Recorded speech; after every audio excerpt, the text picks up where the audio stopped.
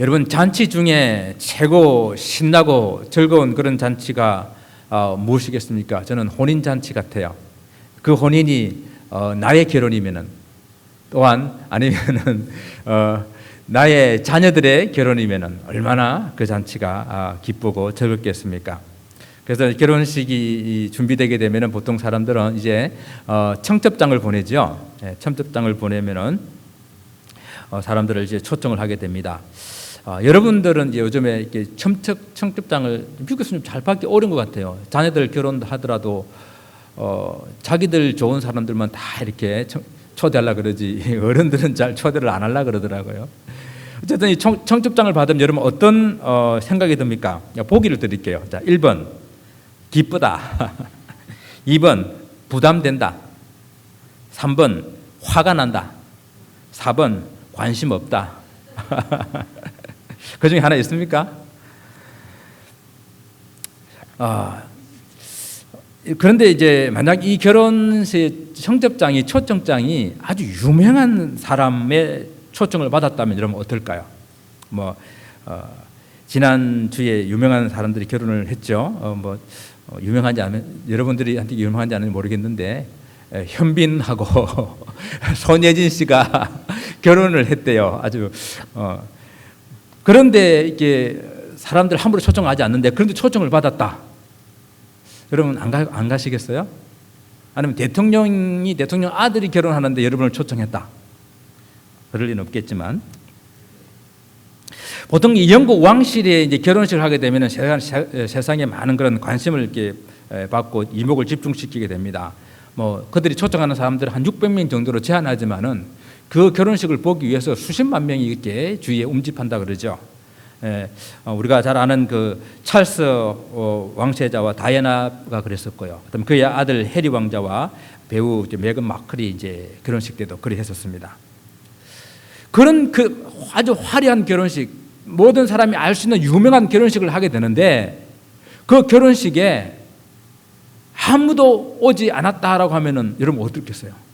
정말 이런 얼마나 황당하며 그런 일은 참 우리가 상상하기 어려운 그런 일이 아니겠습니까? 그런데 오늘 예수님의 비유 중에 그런 말씀이 있어요.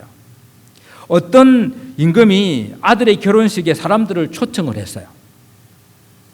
이스라엘의 결혼이라고 하는 것은 여러분 설명드렸지만 이제 정혼을 하고 나면은 1년의 기간이 있잖아요. 그러니까 청첩장이 꽤 일찍 사람들에게 전달이 되게 됩니다. 그리고 이제 그 결혼식 할 날짜가 임박했을 때에 준비되게 되면은 사람들을 다시 보내서 그 초청한 사람들, 그 사람들에게 이제 잔치가 준비됐으니까 오시옵소서, 오세요라고 이렇게 다시 청하는 그런 일을 하게 되죠. 근데 임금의 잔치를 준비하면서 이제 종들을 초청해서 이제 사람들을 혼인잔치에 오라고 불렀습니다. 그런데 아주 의외의 반응을 보이는 거예요. 오기 싫어했습니다. 그래서 이번에는 다른 종들을 보냅니다. 잔치는 좀 더 구체적으로 준비되었음을 말하고 있습니다.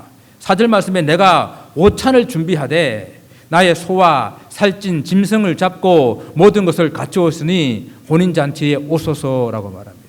여기서 아마 오찬은 잘못된 번역일 것입니다. 결혼식은 저녁 때 있기 때문에 만찬일 겁니다. 이제 만찬이 다 준비됐어요. 자, 사람들이 이제 오기만 하면 됩니다. 그런데 사람들이 돌아보지도 않았다라고 말했어요. 심지어는 그 이야기를 하러 온 종들을 잡아서 모욕하고 죽였다고 그랬어요. 이에 임금이 몹시 분노하여서 군대를 보내서 그 살인한 자들을 진멸하고 그 동네를 불살랐다라는 것입니다. 잔치는 준비됐어요. 올 사람은 없어요. 그래서 이제 준비된 그 잔치를 위해서 그 종들에게 네 거리로 나가서 만나는 사람들마다 다 혼인잔치에 청하여서 오라라고 그렇게 명령을 했습니다. 그래서 그 종들이 네 거리로 나가서 만나는 사람들마다 우리 주인의 주인의 아들의 잔치가 준비되었습니다. 임금님의 아들의 잔치가 준비되었습니다. 오소서 해서 이 만나는 사람들 다 초청해가지고 그 혼인잔치에 사람이 가득했다라는 이야기입니다. 이 말씀은 예수님께서 비유로 하신 거예요. 제가 우리 지금 이제 비유를 한 4번째 계속 말씀을 하고 있는데 이 비유에서 뭐가 중요하다고 그랬습니까? 등장하는 인물들이 무엇을 의미하는가? 그게 중요하다고 그랬잖아요. 그러니까 오늘 이 혼인잔치를 베푼 임금은 누구를 상징합니까? 우리 하나님. 그리고 그 임금의 아들은 당연히 예수님이시겠죠. 그리고 그러면은 처음 먼저 초청을 받은 사람들, 그리고 오지 않겠다고 했던 이 사람들은 누구일까요? 유대 종교 지도자를 비롯한 유대인들을 의미합니다. 임금이 보낸 그 종들은 하나님의 선지자들과 사도들을 의미하고요. 자, 그리고 또 나중에 내 길거리에서 초청을 받은 이 사람들은 그럼 누구일까요? 그렇습니다. 그 사람들은 이 유대인들이 하나님 초청을 거부함으로 하나님께서 부르신 우리와 같은 이방인들을 상징하는 거예요. 우리는 이 비유를 통해서 이런 것들을 깨달을 수 있어요. 하나님께서는 구약에서부터 지금까지 끊임없이 그의 백성들을 부르고 계신다라는 것을 알 수가 있습니다. 한 번만 부르는 것이 아니라 두 번, 세 번 계속 부르시면서 그들을 하나님의 품으로 돌아올 것을 이렇게 부르고 있습니다. 지금도 그 부르심은 계속되고 있는 것입니다. 지금도 그 부르심은 우리들의 심령을 두드리고 있는 것이에요. 또한 이 비유를 통해서 그런데 이 하나님의 이 부르심은 전적으로 하나님의 은혜라는 것을 알 수가 있어요. 물론 첫 번째 이 초청을 받은 사람들이 거부를 했지만은 주님께서 하나님께서 다시 그들을 부르시는 그런 모습은 어떤 조건도 자격도 그가 어떤 노력도 하지 않았지만은 무조건적으로 하나님께서 부르신다라는 것을 이 비유를 통해서 우리는 알 수가 있습니다. 이것이 하나님의 은혜라는 이야기입니다. 종들이 길거리에 나가서 악한 자나 선한 자나 누구든지 다 이렇게 초청을 했습니다. 그들은 그 초청에 그냥 응하기만 하면 되는 거예요. 이것이 우리를 향한 주님의 부르심입니다. 주님께서 부르시면요, 우리는 주님의 그 부르심에 주님 내가 여기 있습니다 하고 응답하시면 되는 겁니다. 그런데 저는 뭐 선한 일을 한 것이 없었어요. 저는 가진 것이 너무 없었어. 아니면 저는 너무 배우지 못한 사람이었어. 저는 뭐 할 줄 아는 게 없어서. 저는 이미 병들어 쓸모없는 그런 인생이라서 이런 어떠한 이유도 우리 주님이 부르시면은 핑계가 되지 않는다라는 것입니다. 주님께서 부르시게 되면은 주님이 초청하시게 되면 그저 예 하고 주님 앞에 나아가면은 되는 겁니다. 오늘 그런데 주님의 초청을 거부한 사람들이 있잖아요. 주님의 이 비유에서 임금의 초청을 거부한 사람들은 사실 좀 이해가 잘 안 되는 그런 부분들이에요. 여러분 이해되세요? 뭐 지금처럼 이렇게 국민들이 투표하고 선택한 그런 대통령이 초청을 보낸 것도 아니고 그런 대통령이 보내도 여러분 안 가겠습니까? 그 당시는 절대 군주예요. 절대 군주의 힘을 가진 왕이 초청을 했는데 그것을 거부하는 것은 잘 납득이 안 되는 그런 이야기예요. 그것도 미리 초청장을 주고 그리고 초청장을 줄 때 약속이 되는 거거든요. 내가 그 잔치에 가겠습니다. 그리고 잔치가 다 준비되었다라고 참석하라 그러는데 사람들의 이런 반응 정말 이해가 되지 않습니다. 그런데 이렇게 초청하는 분에 대해서 정말 냉담하게 이렇게 보이는 이런 모습들은 완전히 초청한 분을 무시하는 그런 행동들인데 그들이 거부한 이유를 들어보면은 정말 그것 또한 이해가 되지 않아요. 무엇입니까? 한 사람은 자기 밭으로 또 한 사람은 자기 일터로 가면서 그 초청에 응답하지 않은 것입니다. 특별한 어떤 이유가 있는 것도 아니고 그냥 일상적인 자기 일 때문에 왕의 초청을 거부했다. 이게 납득이 됩니까? 납득이 안 되는 이야기예요. 이 동일한 비유의 말씀으로 누가복음에서는 좀 더 구체적으로 이야기를 하고 있습니다. 누가복음에 똑같이 임금이 이렇게 잔치를 빌려서 부르게 될 때 다 동일하게 일치하여서 사양하며 가로되 하나는 나는 밭을 샀음에 불갑을 나가보아야겠다 하겠으니 청컨대 나를 용서하소서. 한 사람은 밭을 샀다는 거예요. 또 한 사람은 또 하나는 가로되 나는 소 5 샀음에 시험하러 가니 청컨대 나를 용서하도록 하라 이렇게 말합니다. 밭에 일할 그런 소를 샀다는 거예요. 그다음 또 한 사람은 또 하나는 가로되 나는 장가 들었으니 그러므로 가지 못하겠노라. 각자 자기들의 이유를 댑니다. 물론 이런 이유가 좀 더 정중하게 표현되어 있고, 그리고 그럴듯한 그런 이유 같기는 하지만 그래도 왕의 부름에, 왕과 약속한 이 약속을 지킴에 그것을 거부할 만한 이유가 되지는 못한다라는 것입니다.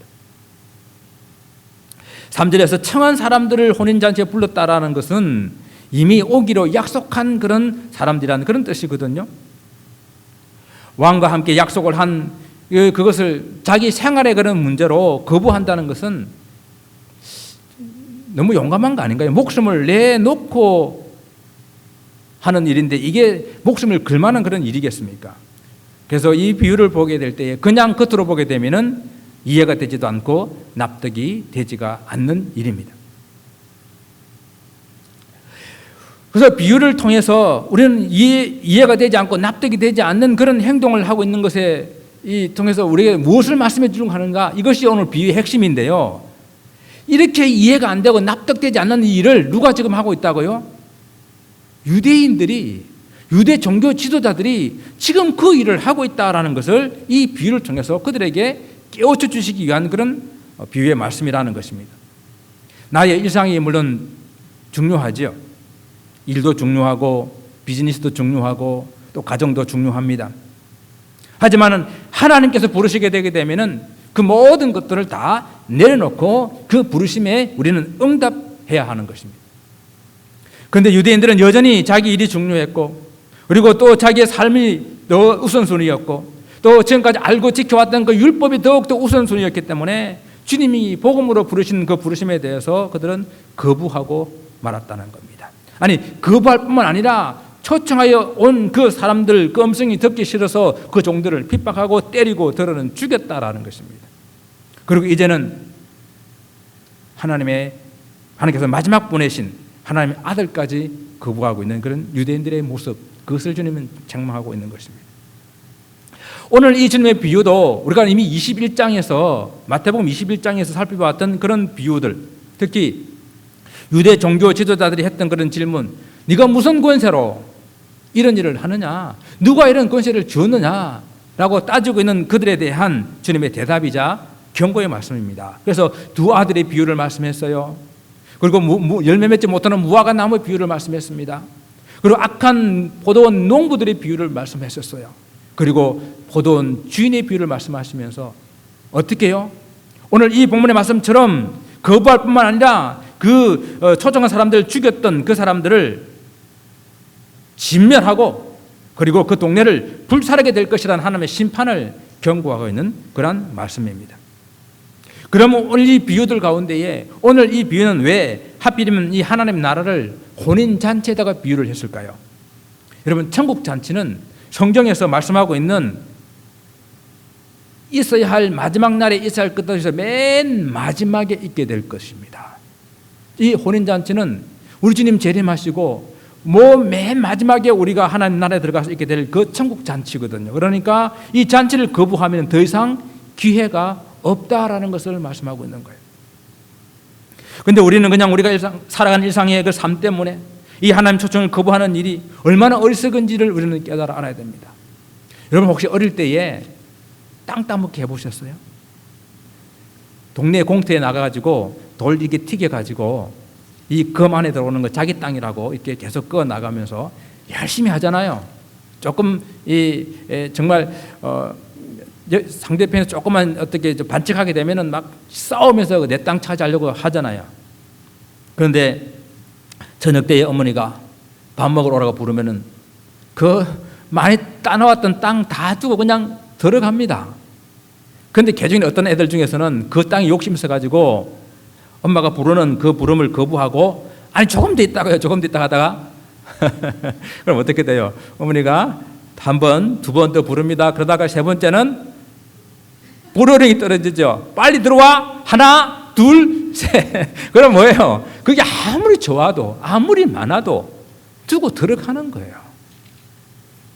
우리가 구슬치기 아니면 뭐 딱지놀이 많이 해봤잖아요.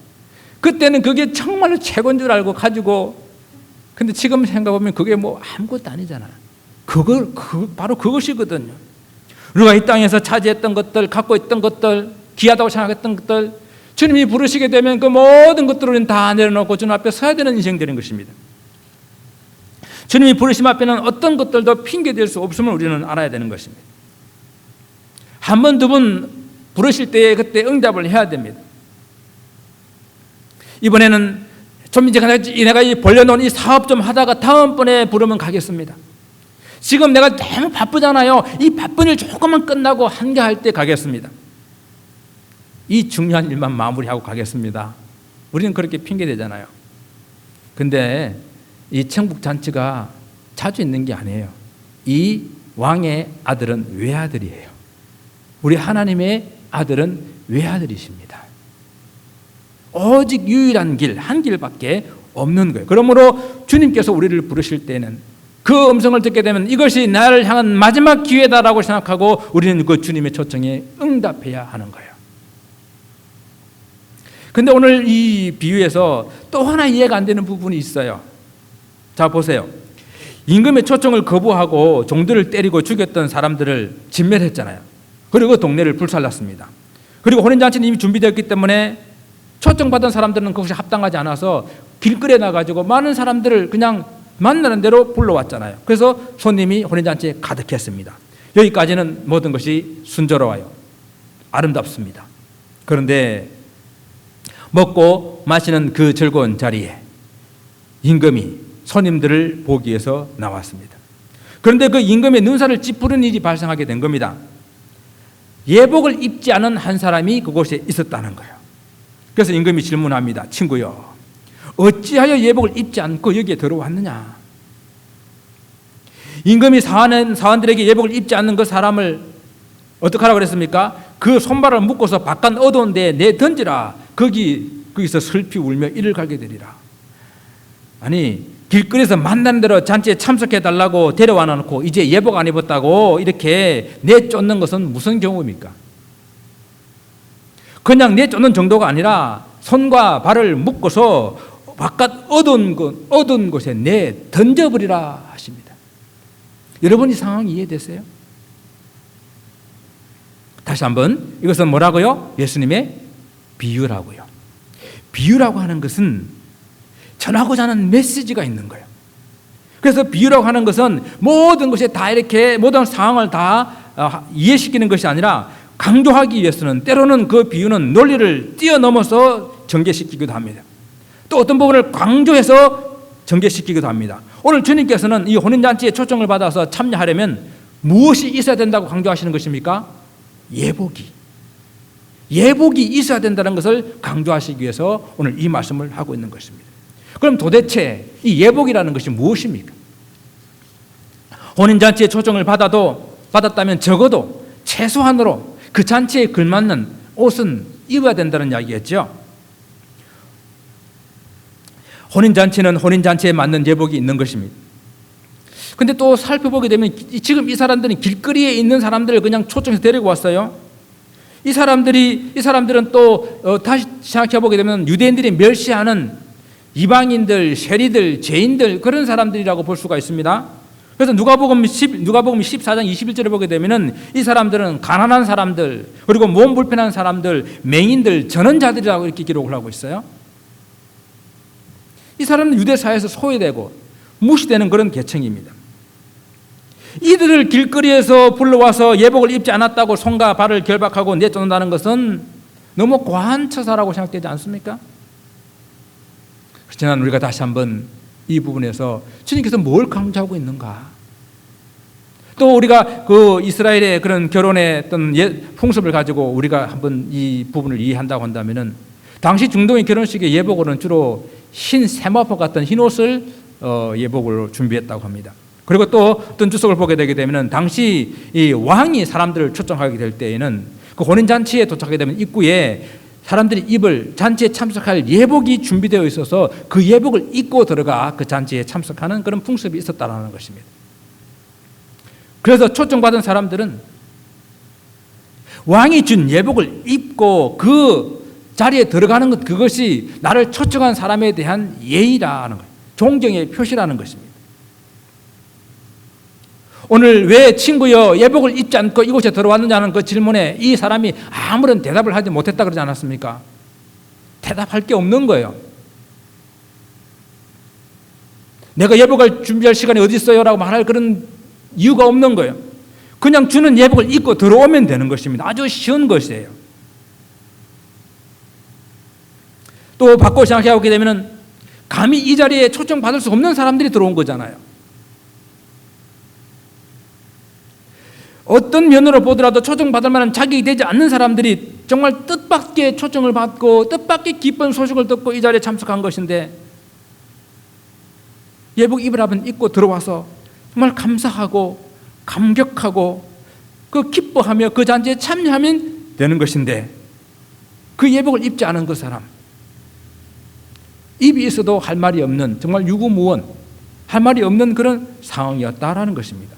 그래서 오늘 이 비유를 통해서 강조하고 싶은 것은 뭔가 하면은, 주님께서 주시는 그 예복, 그 예복이 너무도 중요한 것이기 때문에 꼭 그 예복을 입어야만 그 잔치 자리에 참여할 수가 있다라는 것을 강조하기 위해서 말씀하고 있습니다. 그래서 어떤 분들은 이 앞뒤가 좀 맞지 않기 때문에 이 부분은 다른 비유일 것이다라고 그렇게 이해하기도 해요. 아니면 후대의 사람들이 첨가할 것이다라고 말하기도 합니다. 다른 비유든 첨가했든 지금 이 성경에서 말씀하고 있는 강조점은 무엇입니까? 이 천국 잔치에는 예복이 꼭 필요하다. 그래서 우리는 마지막으로 이 예복이 무엇을 상징하는지를 생각해 보며 설교를 마치려고 합니다. 예복은 믿음을 상징합니다. 혼인잔치에 들어가는 것은 천국에 들어간 것과 같은 그런 비유의 말씀이잖아요. 하나님 나라 천국에 들어가는 유일한 조건이 무엇입니까? 믿음이에요. 그래서 이 믿음이 꼭 필요하다는 것입니다. 이 말을 좀 쉽게 말하면은 믿기만 하면 된다라는 이야기예요. 예복을 입기만 하면 되는 것처럼 예수님을 믿기만 하면 된다라는 이야기입니다. 또한 이 말은 또한 또 한번 바꿔 말하게 되면은 그렇게 쉽지만은 꼭 그 믿음은 필요하다는 이야기예요. 우리가 이 믿음의 중요성을 다시 한번 마음에 깊이 새길 수 있기를 바랍니다. 그리고 이 믿음에는 반드시 회개가 뒤따르게 되어 있습니다. 우리가 천국에 들어가지 못하는 것, 하나님의 백성으로 살지 못하는 이유는 궁극적으로 죄 때문이거든요. 그래서 우리 죄를 해결할 수 있는 이 길은 예수님의 십자가밖에 없어요. 우리는 누구나 다 죄를 가지고 이 땅에 태어나게 됩니다. 그 죄를 해결할 수 있는 길이 우리에게는 없는데, 우리 주님께서 십자가에서 우리를 대신하여 이 모든 죄를 다 속량하시고 돌아가심으로 말미암아 우리 죄의 문제가 해결되었어요. 그래서 우리는 그 주님의 십자가 앞에 나아가서 그 주님의 십자가를 붙들고 주님의 이름으로 우리가 회개하면은 우리는 구원을 얻는 것입니다. 이것이 바로 믿음이라는 것이에요. 그래서 이 믿음은 반드시 이 회개가 뒤따르는 것입니다. 예수 믿기 전에 지었던 모든 죄가 얼마나 크든지 간에 주님 앞에 나와 회개하게 되면, 이제는 주님을 나의 주인으로 모시게 되게 되면, 이제는 주님과 함께 끝까지 살겠다고 결단하게 되게 되면 그것까지 우리는 믿음이다라고 말하는 것입니다. 이러한 믿음, 그것이 하나님 나라에 들어가는 가장 중요한 조건이요, 유일한 조건이요, 그리고 이것은 이 예복이 상징하는 것입니다. 두 번째는 이 예복은 믿음과 그 회개에 합당한 열매를 맺는 삶을 말합니다. 임금의 초청을 받았을 때 그들이 어떤 상태인지는 중요하지가 않아요. 그러나 초청을 받고 난 다음에는 어떻게 해요? 달라져야 되는 것이죠. 예복을 입어야 되는 것이죠. 이것이 우리가 예수를 믿고 난 후에 성도들의 삶이라고 성경은 말하고 있는 거예요. 요한계시록에서는 이 부분에 대한 힌트를 우리에게 주고 있습니다. 우리가 즐거워하고 크게 기뻐하여 그에게 영광을 돌리세. 어린 양의 혼인 기약이 이르렀고 그 아내가 예비되었으니 그에게 허락하사 빛나고 깨끗한 세마포를 입게 하셨은즉, 빛나고 깨끗한 세마포를 입게 하셨은즉, 이 세마포는 뭐라고요? 성도들의 옳은 행실이라 하더라. 예수님을 믿고 난 다음에 나는 예수 믿었으니까 그냥 이제 마음대로 살아야 된다는 것이 아니라, 예수 믿고 난 다음에는 내가 어떻게 해야 되는지 신랑을 준비하는 그런 신부의 자세로 성결하고 깨끗한 그런 성도들의 옳은 행실이 우리에게 있어야 된다는 것입니다. 자주 우리는 성경은 우리 천국 잔치를 혼인잔치에 비유하고 있지 않습니까? 예수님께서 우리의 신랑 되시고 우리 교회, 즉 여러분들 한 분 한 분 예수를 믿는 우리가 우리 예수님의 신부가 됩니다. 신랑을 기다리는 신부의 자세가 어떠해야 되는지 여러분 이는 상식적으로 아는 것 아니겠습니까? 바로 그런 자세를 우리에게 요구하는 것입니다. 그래서 에베소서 성경에서는 우리가 예수를 믿는다는 것은 하나님을 따라 의와 진리와 거룩함으로 새 사람을 입는 것이라 그랬어요. 옛 모습을 벗어버리고 우리가 다시 새 사람을 입는 것, 그것이 우리가 예수 믿는 삶의 모습입니다. 새 사람을 입기 위해서는요, 옛 사람을 벗어야 돼요. 벗고 예수님으로 새 옷을 입어야 되는 것입니다. 또한 이 골로새서에서는 우리가 새 사람을 입었으니 이는 자기를 창조하신 자의 형상을 쫓아 지식에까지 새롭게 하심을 받은 자라 그랬습니다. 예수님을 말미암아 새롭게 된 사람은요, 그 행실뿐만 아니라 내 속마음까지, 내 머릿속의 생각까지 새롭게 되어져서 무엇을 하든지 항상 옳고 의로운 그런 삶을 살아가는 것, 생각에까지 하나님 앞에 선한 삶을 살아가는 것, 그러한 삶이 주님 앞에 변화받은 그러한 새 사람의 모습입니다. 또는 사도 바울은 우리에게 경고합니다. 오직 주 예수 그리스도로 옷 입고 정욕을 위하여 육신의 일을 도모하지 말라. 예수 믿기 전에 행하던 그 육신의 일, 세상의 일, 그 일 우리가 도모하고 그 일 주한 줄 알고 주님의 부르심에 응답하지 못하는 그런 삶을 살지 말아야 한다는 이야기죠. 오늘 14절 말씀에서는요, 청함을 받은 사람은 많대, 그러나 택함을 입은 사람은 적다라고 우리에게 결론을 내립니다. 이야기는 교회에 나와서 예배를 드리는 사람, 교회에 이름을 올려놓고 출석을 하거나 교회 이름을 올려놓는 사람은 많지만은 그 속에 참 믿음을 가진 사람은 많지 않다. 성도라는 이름을 가지고 있지만은 그 성도에 합당한 믿음의 열매를 맺는 사람은 많지 않다라는 경고를 우리에게 하고 계신 것입니다. 우리가 믿음이라고 할 때는 입으로 믿는다라고 고백하는 그 고백만을 의미하지 않고 믿고 순종하는 것, 믿고 행하는 삶을 사는 것, 그것을 성경은 믿음이라고 말하는 것입니다. 입술로만 주여 주여 한다고 천국 갈 수 있는 것이 아니라고 말씀하지 않았습니까? 야고보서의 말씀으로서는 행함이 있는 그 믿음, 만약 행함이 없다고 한다면 그 믿음은 죽은 믿음이라고 우리에게 경고하고 있습니다. 사랑하는 성도 여러분, 주님께서는 지금도 끊임없이 사람들을 부르고 계십니다. 주님께서는 매주 천국 잔치를 여시고 우리를 부르십니다. 이 성도라고 하게 되면 이 주님의 부르심에 응답하는 것보다 더 중요한 것이 없습니다. 그래서 저는 이렇게 한번 묵상을 해보았습니다. 이 땅에 하나님께서 이 땅에 하나님의 천국 잔치를 베풀어 놓고 기쁨을 누리게 하시는 곳이 있는데 바로 그곳이 교회고 바로 그곳이 예배드리는 처소가 되어야 되지 않는가. 그래서 우리는 예배를 드릴 때마다 주님이 우리를 부르시는 그 부르심에 응답하는 시간으로 이 자리에 나와 있어야 되는 것이에요. 그래서 바로 이 교회가 하나님이 주신 그 천국의 기쁨을 맛보는 장소가 되어야 되고 바로 이 예배를 통해서 천국의 혼인잔치의 그 기쁨과 즐거움을 경험하는 그런 순간순간이 되어야 되는 것입니다. 우리가 예배를 드릴 때마다 모든 사람들이 각자 받는 은혜가 사실은 다 달라요. 그래서 어떤 분은 지금 이 시간 이 예배가 주님께서 주님을 부르고 주님을 믿고 구원받아라고 부르시는 그런 주님의 부르시는 그 순간이 될 수가 있어요. 그러면은 그 주님께 마음을 열고 주님을 내 마음 중심에 모시는 그 귀한 시간이 되기를 원합니다. 주님의 그 십자가를 바라보시며 주님의 그 십자가가 바로 나의 모든 죄를 용서하신 십자가, 나의 모든 죄를 깨끗하게 도말하시는 그 십자가 되심을 바라보고 그 십자가를 붙드는 시간이 될 수 있기를 바랍니다. 또 어떤 분에게는 이 예배를 통해서 다시 한 번 더 믿음을 굳건하게 하고 주님께서 사명으로 부르시는 그런 부름의 시간이 될 수 있습니다. 주님께서는요, 이 세상에 믿지 않는 영혼들을 부르시는 그 부르심을 이 교회로, 이 예배로 부르시는 그 부르심을 바로 먼저 믿은 우리를 통해서 그 일을 하시기를 원하시거든요. 그래서 예배를 통해서 다시 한번 주님께서 우리에게 부르시는 그 사명을 붙잡고 다시 한번 하나님, 내가 주님의 그 사명에 부르심에 응답하여 이 자리를 채우겠습니다. 결단하는 그런 시간으로 우리 예배의 부르심에 응답할 수가 있겠습니다. 또 어떤 분은요, 세상에서 실패하고 지치고 공고한 그런 마음을 가지고 찾아왔을 때에 그 마음을 만져주시고 위로하시는 그런 은혜의 부름의 시간이 또한 될 수가 있습니다. 주님의 십자가를 붙들고 그 주님의 십자가 앞에 나아가게 되면 한량없는 그 은혜가, 위로가 주님으로부터 내려오는 것을 경험하는 그런 시간이 될 수 있다는 것입니다. 저는 우리 교회가, 우리 예배가 그랬으면 좋겠습니다. 이 예배를 통해서, 아니 매번 그 예배를 통해서 주님이 부르실 때에 그 부르심에 응답하고, 그래서 주님께서 예배하신 그 각자의 그 은혜가 넘치는 그런 축복된 성도 되시기를 주님 이름으로 축원을 드립니다. 기도하겠습니다.